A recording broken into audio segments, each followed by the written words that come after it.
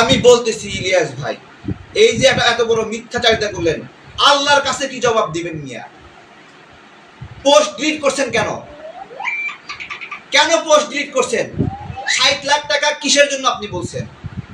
আপনি দেখাবেন এটা, কোনো চেক অথবা কোনো দলিল, মিনিমাম কোনো ডকুমেন্টস আপনার কাছে আছে 60 লাখ টাকা নিয়েছি। আমার দলের নেত্রী 11টা মামলা শেখ হাসিনার সময়ে হয়রানির শিকার হয়েছে, ফ্যাসিবাদের সময়ে নিপীড়নের শিকার আমার দলের কর্মী। তাকে মুক্ত করার জন্য আমি কাজ করব না? আমি দলের নেতা না, আমার দলের ছোট দল হতে পারে, তাদেরকে আগলায় রাখা আমার কাজ না? তাদের জন্য স্বরাষ্ট্র মন্ত্রণালয়ে আমি চিঠি দিছি। এরপরে পার্বত্য অঞ্চলে 2023 সালে শেখ হাসিনা দেওয়া মামলায় সুশীল চাকমা দাদা গ্রেপ্তার হয়েছিল 2 দিন আগে, আমি তাকে জামিন করাইছি। আমার ভাইরা গ্রেপ্তার হলে আমি জামিন করাবো না? এর জন্য আমার টাকা প্রয়োজন, লিখে দিছে 60 লাখ টাকা। এই 60 লাখ টাকা যদি ইলিয়াস প্রমাণ করতে না পারে, আমি অভিশাপ দিলাম ও যেন এর প্রভাব যেন ওর পরিবারের উপর পড়ে। আমার ফ্যামিলি ক্ষতিগ্রস্ত হয়েছে এই প্রভাব। আমার আত্মীয় স্বজন সবাই বলে আমি অনেক টাকার মালিক হয়ে গেছি। ওর পরিবার, ওর সন্তান, ওর স্ত্রী যেন আল্লাহ ওদের উপরে বিচার করে। ওই 60 লাখ টাকা আমরা কষ্ট করে খেটে খাই, আম বিক্রি করি সারাক্ষণ, মানুষ আমাদেরকে খোটা দেয় আম তারেক আম তারেক।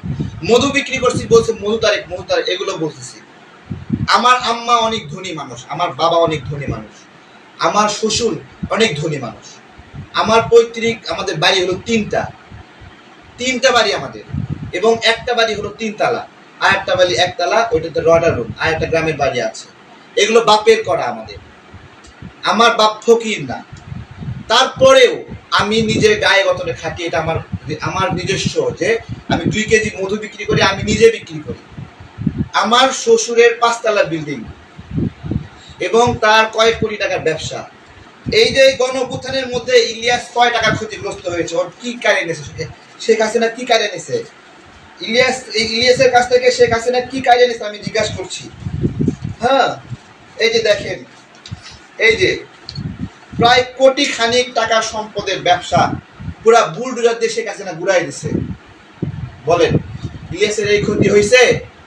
দেখেন, এই যে দেখেন, বুলডোজার দিয়ে ঘুরাই দিছে একবারে। আরে ভাই, একটা ব্যবসা করতে পারে নাই, কর্ম করতে পারে নাই, দোকান ভেঙে দিছে। পলাশীর মোড়ে SM হলের ছেলে পেলে গিয়ে আমার দোকান ফ্রিজ সব ভেঙে তছনছ করে দিয়েছে।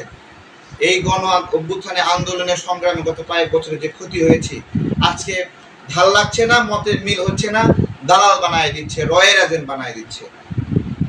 এখনো রাষ্ট্র আমাদেরকে ক্ষতিপূরণ দিল না, এখনো সুস্থ হয়নি। মাঝে মাঝে রাগান্বিত হই, মাথায় সমস্যা, তো অসুস্থ তো আমি এখনো। আমাদের কষ্টগুলোর কারণে ফ্রাস্ট্রেশন কাজ করে। এত নিপীড়িত হয়ে আমাদেরকে এই যে হ্যারাসমেন্টগুলো করছে। এই যে বলছে আড়াইজন না থাকলে কি হবে। গত কয়েকদিন আগে বিমান ভাড়া নিয়ে কত টাকা বিমান ভাড়া বাড়াইছে, 30,000 টাকা বিমান ভাড়া 1,90,000 টাকা বানাইতেছে। কাউকে ডাকি প্রোগ্রামে আসে না, না আসি তো কি হয়েছে, মাত্র 4-5 জন নিয়ে প্রেস ক্লাবে মানে অনশন কর্মসূচি করছি যে বিমান ভাড়া না কমাইলে আমরা উঠবো না। ভাই, আমার সংখ্যা 2.5 জন, তো তুমি ইলিয়াসের কি মিয়া? হ্যাঁ, পুলিশে একটু ভয় দেখাচ্ছে, দেশ ছেড়ে পালায় চলে গেছো না? আমরা তোমার পার্থক্য দেখো, তুমি কি আমি কি বিচার করো, বিশ্লেষণ করো। আরে তোমার গায়ে একটা টোকা লাগছে, কারো কেউ তোমাকে হামলা করছে, আঘাত করছে? হ্যাঁ, ইলিয়াস ভাইয়ের সাথে কার ঝামেলা লাগে নাই? ইলিয়াসের সাথে জ্যাকব নিউটনের ঝামেলা লাগছে, এম রহমান মাসুম ঝামেলা লাগছে, টিটো রহমানের ঝামেলা লাগছে, কার ঝামেলা লাগে নাই? আজকে এর সাথে ভালো সম্পর্ক প্রশংসা করতেছে, কালকে ওর সাথে ভালো সম্পর্ক প্রশংসা করতেছে, কালকে একটু মতের অমিল হলে তাকে রয়ের দালাল বানায় দিচ্ছে। আরে ভাই, তাহের ভাইকে তুমি রয়ের দালাল বানাই দিচ্ছ কেন? তাহের ভাইকে রয়ের দালাল কেন বানাইছো? তাহের ভাই গণ অভ্যুত্থানের মধ্যে আমার সঙ্গে জেলে ছিল, আমরা এরকম করে ধরে পা মেসেজ করছি যে বুড়া মানুষ, পাটা ফুলে গেছে, নির্যাতনে হাঁটতে পারতেছে না, আদর যত্ন করছে ওখানে। উনিও যখনই খারাপ লাগতো আমাদের কাছে আসতো। একটা মানুষ এত নিপীড়নের শিকার হচ্ছে, তাকে রয়ের দালাল বানাই দিচ্ছে। কত বড় জুলুমবাজ এগুলো! এদেশের নিপীড়িত মানুষগুলোকে রয়ের দালাল বানাই দিচ্ছে।